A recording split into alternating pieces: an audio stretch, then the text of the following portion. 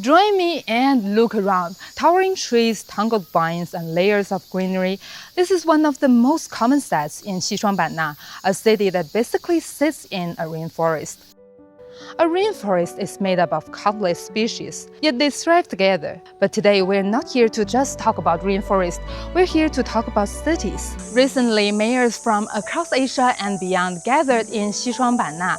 Different cities, different cultures, yet they all thrive through connection just like the rainforest around us.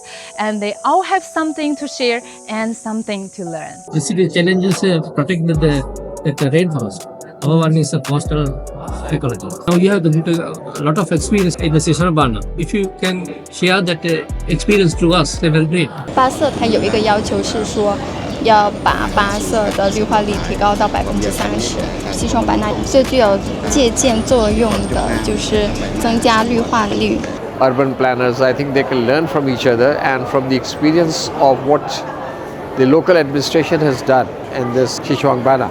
Infrastructure development, urban development, preservation of ecology, and at the same time managing the visitors and the tourists who are coming there.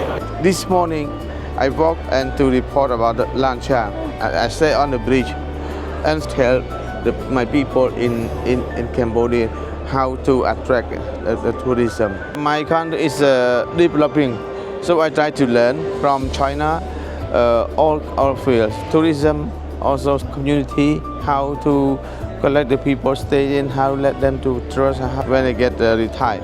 This is why city-to-city dialogue matters. When global headlines often focus on relations between nations, conversations like this remind us that cooperation can grow from the ground up.